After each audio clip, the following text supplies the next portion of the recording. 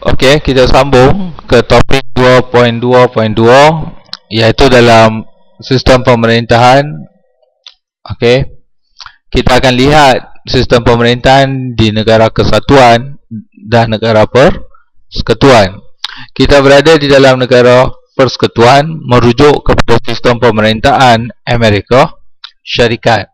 Okey, dalam kelas yang lepas kita telah lihat sedikit sebanyak tentang definasi kerajaan ataupun fungsi kerajaan mengikut tokoh-tokoh tertentu. Kemudian kita telah lihat sedikit tentang asal-usul perlembagaan Amerika Syarikat. Okey.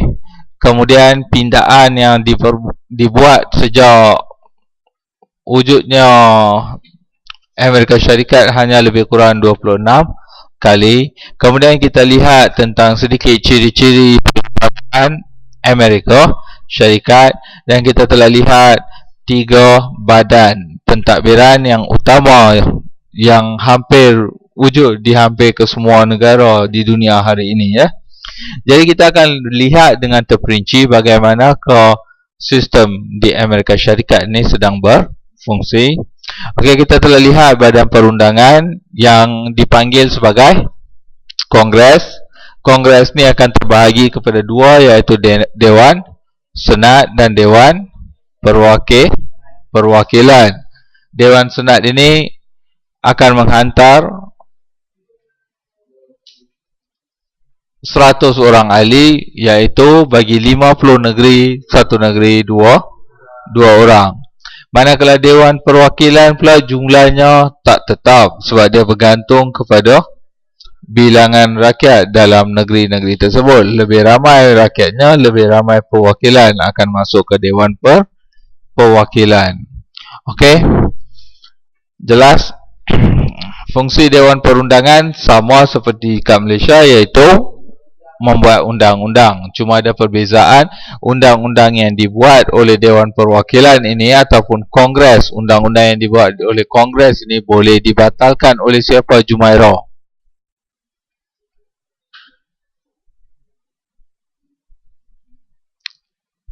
Boleh dibatalkan oleh siapa?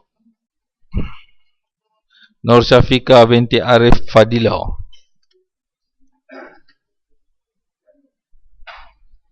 Siapa dia? Bangun.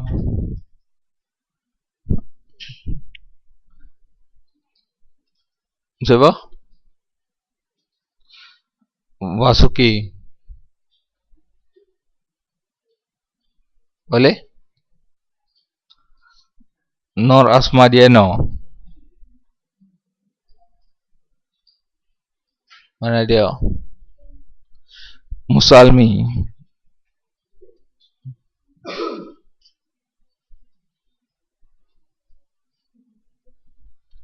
Muhammad Kusaini. Oleh Presiden yang mempunyai kuasa veto. Okey, duduk Kusaini. Yang lain berdirilah, catat lah AJK tingkatan masing-masing. Okey. Tetapi bila Presiden batalkan undang-undang yang dibuat oleh Dewan Perwakilan, masih boleh diteruskan sekiranya apa? Ainon.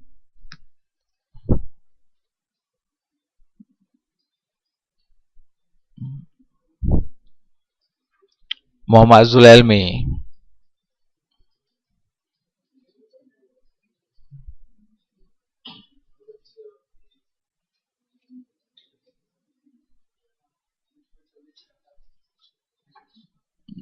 Dah hampir tapi tak menjawab lagi. Munirah.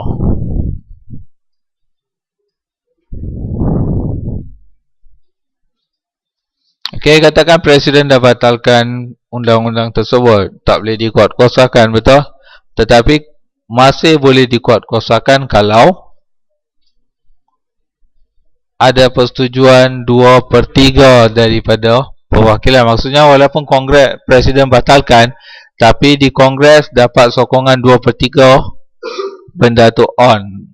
Pembatalan oleh Presiden tak boleh dilakukan ataupun tak boleh dikuatkuasakan. Boleh faham? Jadi Tiada seorang pun yang berkuasa mutlak. Boleh faham? Okey, yang ni duduk dulu, nanti cikgu bagi kerja dia. Okey. Seterusnya, kita juga telah lihat tentang badan kehakiman. Okey, di Amerika Syarikat, Mahkamah Tinggi ataupun Mahkamah Agung diberi kuasa mentafsir sama ada Akta Kongres itu sah ataupun tidak. Boleh faham? Maksudnya di sini macam ni ya. Hari ini mahkamah di Malaysia dia ikut undang-undang. Undang-undang yang telah dibuat oleh siapa? Parlimen. Boleh faham? Kalau dia bagi tahu undang-undang kalau merogol hukumannya 20 tahun maksimum. Okey, hakim dia tak boleh kata seumur hidup. Hakim dia tak boleh kata 30 tahun. Boleh faham? Undang-undang itu hakim hanya boleh bagi 20 tahun maksimum. Di Amerika Syarikat pun sama. Boleh faham? Tetapi ada perbezaan sedikit dalam penggubalan. Parlimen juga ada kuasa menggubal perlembagaan, betul? Atau memindah perlembagaan. Katakan Perdana Menteri, contoh saja, dia bagi tahu dia rasa nak buat pilihan raya 10 tahun sekali. Contoh, Parlimen 2/3 dah setuju 10 tahun sekali. Dah jadi undang-undang, betul? 2/3 ahli dah setuju untuk memindah perlembagaan. Jadi pilihan raya akan diadakan berapa tahun sekali? Semua kena ikut, betul? Tetapi di Amerika Syarikat, bila Parlimen buat macam tu ataupun Kongres buat undang-undang macam tu, katakan Presiden Amerika Syarikat nak 20 tahun satu penggal, dia buat tak Congressman, sebab Presiden takkan duduk dalam Dewan Kongres, betul? Mereka buat contohnya, apa yang akan berlaku? Mahkamah akan batalkan. Mahkamah akan batalkan keputusan keseluruhan Kongres tersebut. Sebab dia kata ini bertentangan dengan apa? Kepentingan negara. Okey, sebab untuk mencegah apa? Kamu tengok. Untuk menggubal undang-undang. Okey, dengan itu sukarlah ahli-ahli politik yang menang mengambil peluang ini untuk menggubal undang-undang demi kepentingan parti mereka. Boleh faham? Jelas? Okey. Sebab mahkamah boleh batalkan. Boleh faham? Dalam erti kata yang lain, Okey, hari ini kita akan masuk ke badan eksekutif. Badan eksekutif ialah badan pelaksana. Okey, badan yang sangat penting dalam membangunkan sesebuah negara. Biasanya kat Malaysia, bila sebut kerajaan, kita akan lihat Perdana Menteri, betul? Sebut saja Perdana Menteri, dia akan buat kerja. Dia akan buat dasar. Kalau something wrong, kegagalan ekonomi, tak kira dalam Malaysia atau Jepun dan sebagainya, orang yang pertama akan melepaskan jawatan ialah daripada badan eksekutif. Menteri ni letak jawatan, Menteri Kewangan letak jawatan, Menteri ni diganti, Perdana Menteri letak jawatan. Boleh faham? Kita tak dengar bila ekonomi jatuh, ahli-ahli Parlimen letak jawatan. Takkan ada. Atau hakim letak jawatan, takkan ada. Sebab mereka ni adalah boleh dikatakan penggerak kepada sesebuah negara. Badan eksekutif. Okey, walaupun mereka ni badan eksekutif, katakan dia nak buat satu jambatan dari Lenggong ke Baling, contohnya, padahal tak perlu pun. Minta peruntukan 3 bilion. Boleh tak Perdana Menteri guna duit macam tu? Tak boleh, sebab dia perlu mendapat kelulusan daripada Parlimen, badan perundangan. Okey, kita lihat bagaimana pula badan eksekutif di Amerika Syarikat. Bagi Amerika Syarikat, Presiden adalah ketua eksekutif dan kuasanya adalah berdasarkan kuasa veto yang diberikan kepadanya oleh Perlembagaan Amerika Syarikat. Kalau kat Malaysia, siapa ketua eksekutif? Muhammad Aizat Aznil. Tak hadir? Ada? Mana dia? Konten. Okey. Umi Saleha. Kalau kat Malaysia, siapa ketua eksekutif? Nur Ain binti Muhammad Adnan. Muhammad Zulhelmi.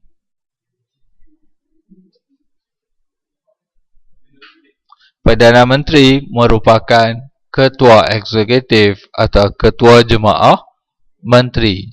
Duduk. Dua ni catat nama dia orang.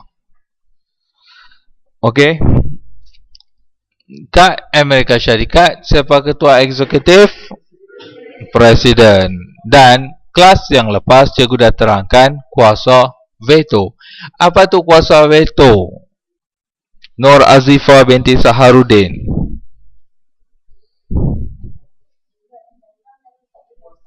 Apa dia? Tak boleh batalkan undang-undang tu. Salah. Nurul Faraliana binti Muhammad Zarai. Dah terlambat. Nur Hashimah binti Tarudin. Muhammad Syamin bin Mat Sakawi. Kuasa membatalkan undang-undang. Okey, duduk.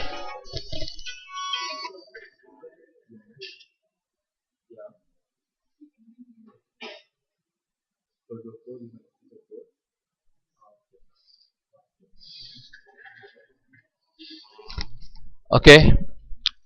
Kuasa pembatal.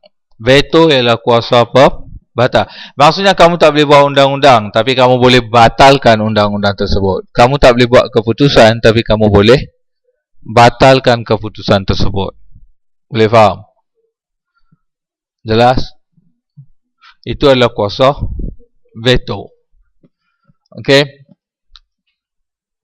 Kita panggil kuasa pembatal. Siapa yang kuat?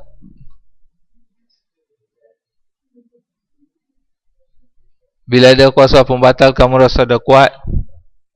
Kenapa tak kuat?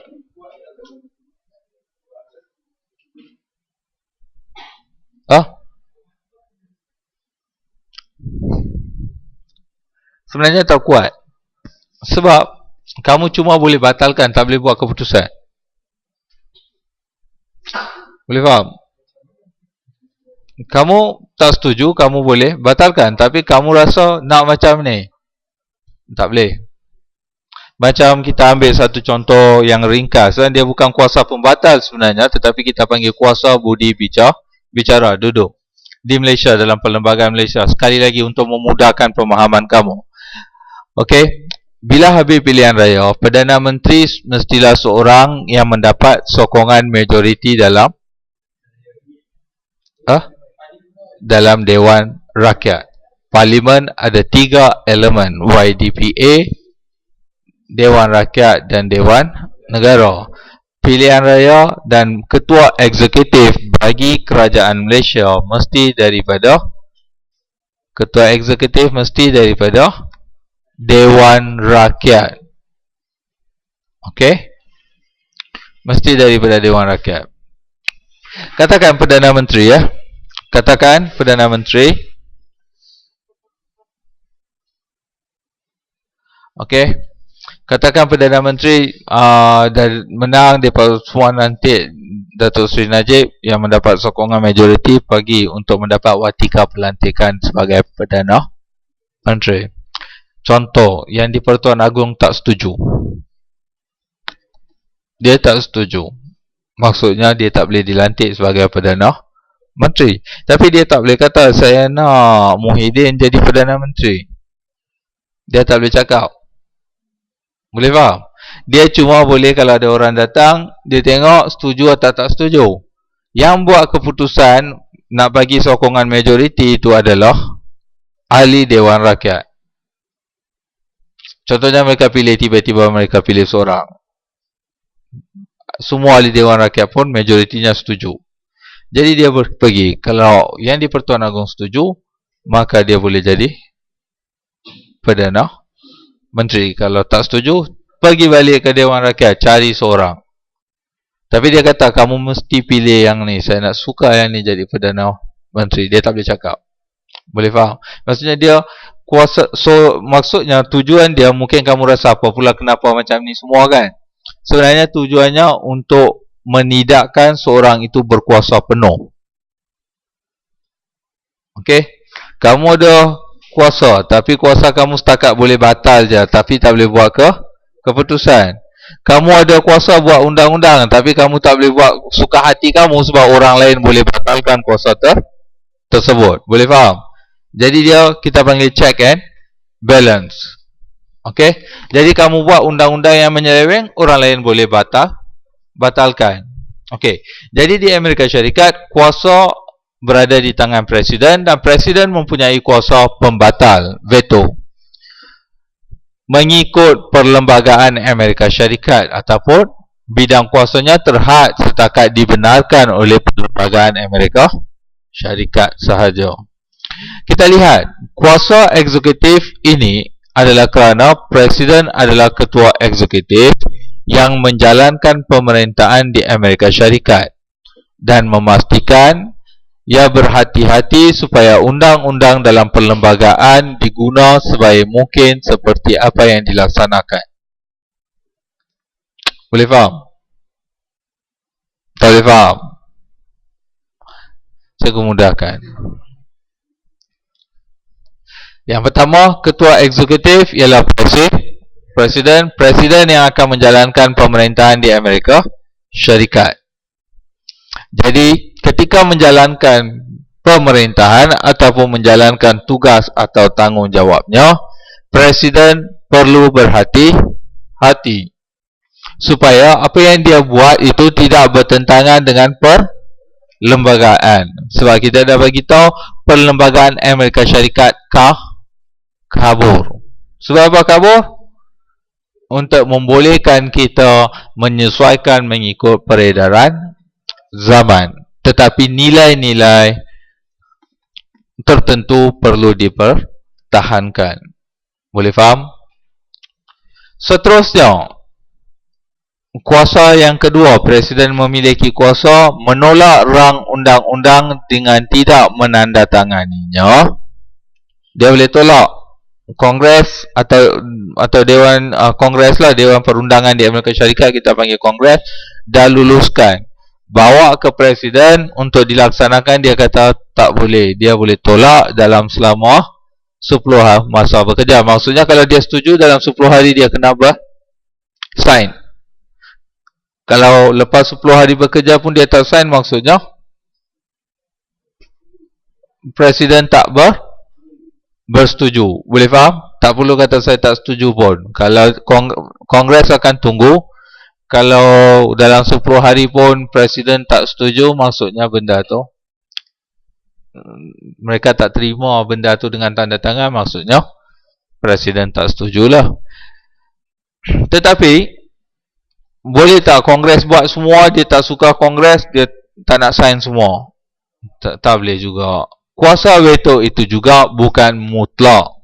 Boleh faham? Kuasa veto untuk membatalkan undang-undang yang diluluskan oleh Kongres, tetapi undi 2/3 ahli-ahli Kongres akan menyebabkan Kongres mengatasi kuasa veto yang ada pada presiden. Maksudnya presiden dah tak setuju.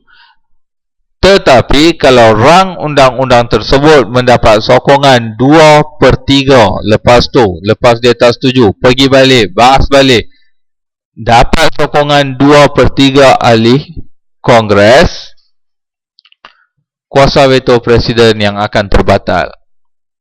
Rang undang-undang itu boleh dikuatkuasakan dan perlu dikuatkuasakan. Boleh faham? Jadi kuasa veto presiden pun bukan mutlak. Tetapi Kongres nak teruskan juga tanpa persetujuan presiden, kena dapat sokongan 2/3. Kalau tak cukup sekadar majoriti muda. Majoriti muda macam ni, 100 orang contohnya, 51 orang setuju, dah majoriti muda. Boleh faham? Sokongan majoriti. Tapi kalau 2/3 dari 100 orang, maksudnya dia perlukan berapa?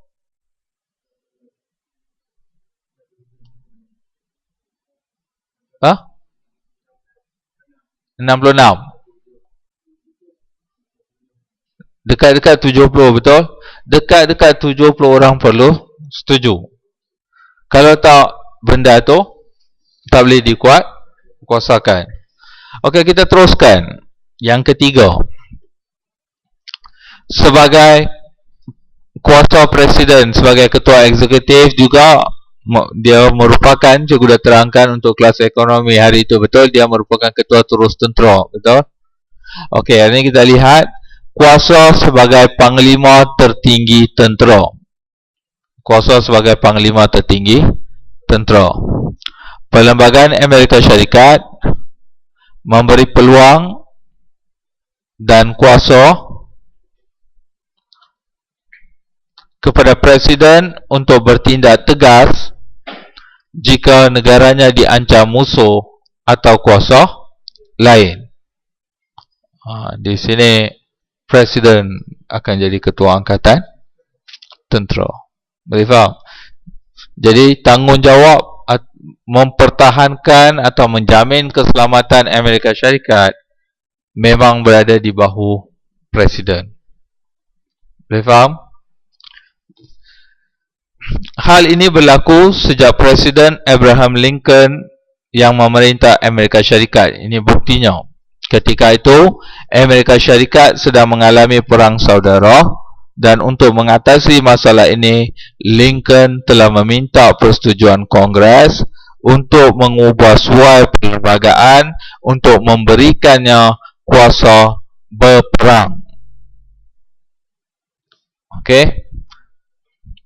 Bagi dia apa? Kuasa berperang ketika pemerintahan Abraham Lincoln, dan waktu tu perundang-undang atau perlembagaan telah dipindah atau digubal dan kekal sampai ke hari ini. Boleh faham? Jelas? Siapa tak faham? Oleh itu, ini kamu tak boleh masukkan. Sebab apa? Menceroboh skop masa kamu. Skop masa kamu sampai tahun 1000, abad ke-19, betul? Sampai tahun 1800 sahaja. Yang ini semua peristiwa selepas tu. Okey, jadi presiden pernah mengantar, ini tu pengetahuan kamu saja, ke Amerika Syarikat, Korea, Lebanon, Republik Dominika dan Vietnam. Mereka pernah hantar tentera ke Iraq, Kuwait dan sebagainya dalam perang Iraq, Kuwait dan sebagainya. Semua presiden akan tentukan. Kuasa pengampunan.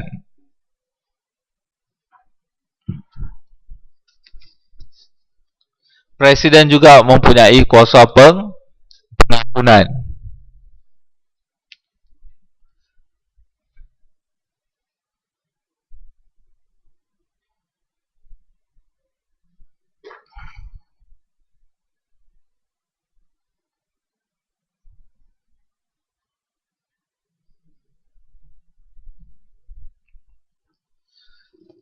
Okey, kuasa pengampunan maksudnya seorang tu memang dah didapati bersalah dalam mahkamah, terpaksa menjalani hukuman, tetapi boleh dibebaskan di separuh jalan ataupun mendapat sedikit pengecualian kalau mendapat pengampunan.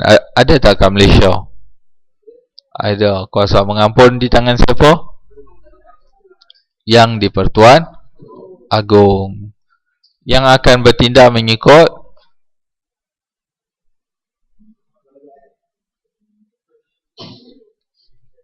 Pertuan Agong akan bertindak mengikut atas nasihat Perdana Menteri. Ingat tu, cikgu tak tambah pun jadi ya. Okey. Kuasa pengampunan Presiden sangat luas dan ia boleh mengampunkan siapa saja dari peringkat bawah hingga ke peringkat tinggi. Maksudnya kesalahan yang kecil pun boleh diampunkan, kesalahan yang berat pun dia boleh ampunkan. Okey, tapi biasanya Presiden tak akan mengampunkan perogol dan sebagainya lah. Nanti kena kecaman, boleh kalah pilihan raya.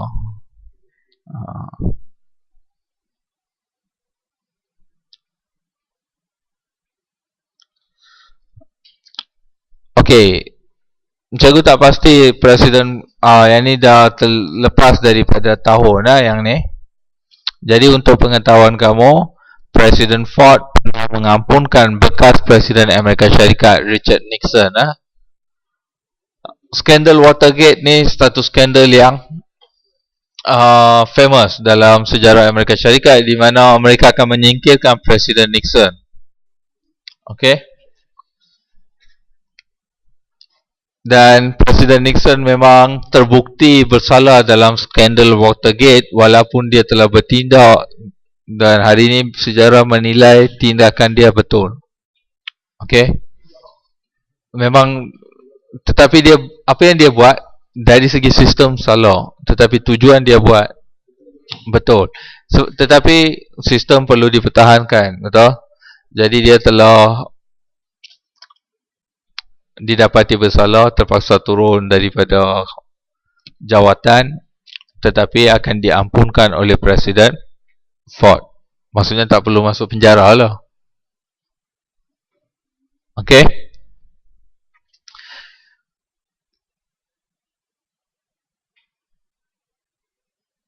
Kuasa Presiden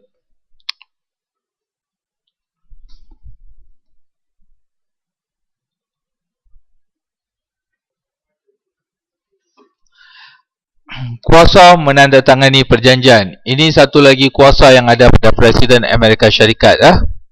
Presiden mempunyai kuasa untuk menandatangani sesuatu perjanjian.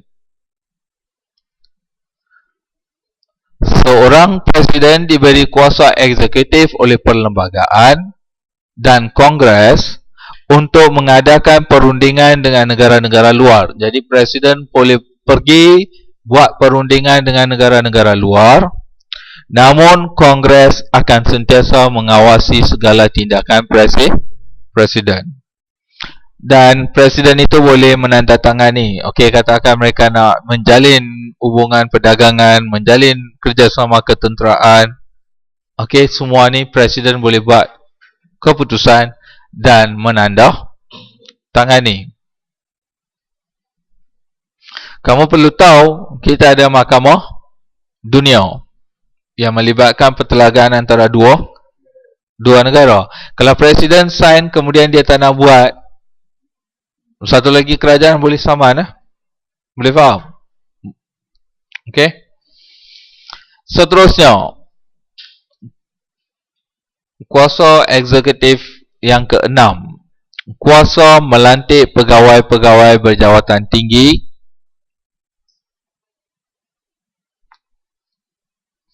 Dari segi perlembagaan, Presiden berkuasa melantik Hakim Mahkamah Agung,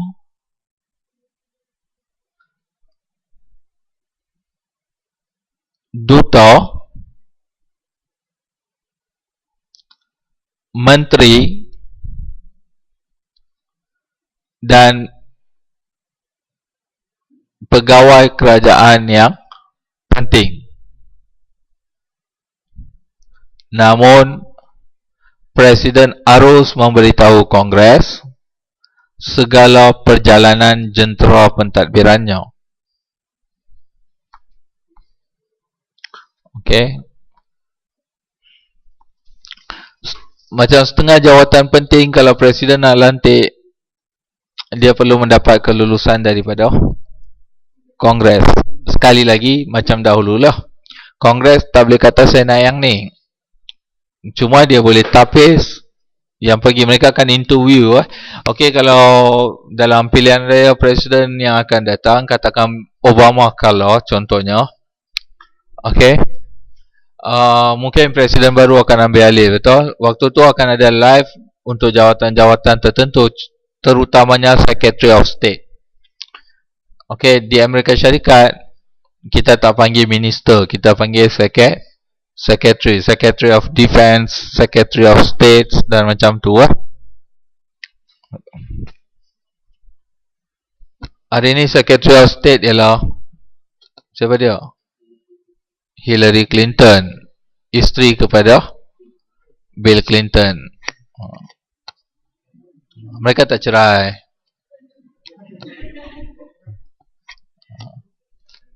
Kalau kamu tak tahulah Ainon akan cerai tak? Okey.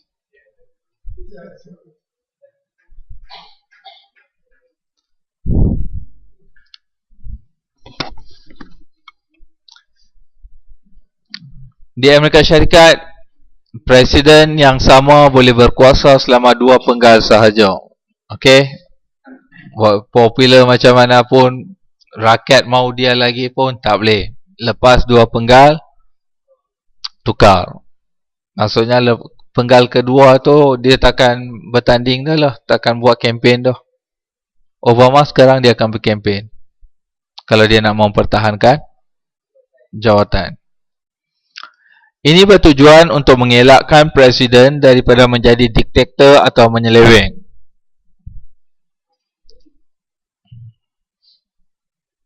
Kalau kamu dah lama kat situ, mesti dah tahu selok-belok segala-galanya, betul?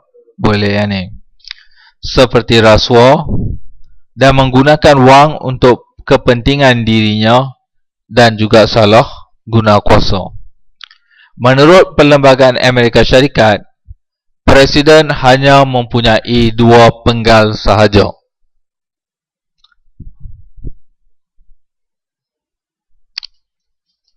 Iaitu selama 8 tahun. Selepas itu dia tidak lagi boleh memegang jawatan Presiden. Selepas itu dia tidak boleh lagi memegang jawatan Presiden.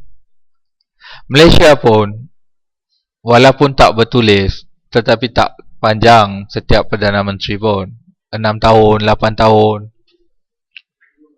Macam tahun dia. Cuma Mahathir seorang je 22 tahun. Dan dikatakan selepas ni takkan ada orang yang boleh berkuasa selama tu. Okey. Macam pala semua dia nak pun telah diminta. Okey. Jadi bagaimana Presiden itu dilantik? Kamu dah tahu tentang kuasa Presiden sebagai Ketua Eksekutif. Bidang kuasanya sebagai Ketua Eksekutif ialah apa dia? Melakukan pemerintahan, lagi menolak rang undang-undang, sebagai Ketua Tentera, lagi kuasa mengampun, kuasa menandatangani perjanjian dan kuasa melantik pegawai-pegawai tinggi. Ini adalah bidang kuasa seorang Presiden Amerika Syarikat. Kemudian kamu dah tahu berapa lama dia akan pegang jawatan, iaitu selama 2 penggal, 1 penggal 4 tahun, kemudian penggal kedua. Selepas penggal kedua dia tidak boleh lagi menjadi Presiden. Sekarang kita nak lihat bagaimana Presiden itu akan dilantik. Okey. Presiden dilantik oleh parti dan pemilihan calon Presiden diadakan di tiap-tiap 4 tahun dan proses pemilihan calon dijalankan berperingkat.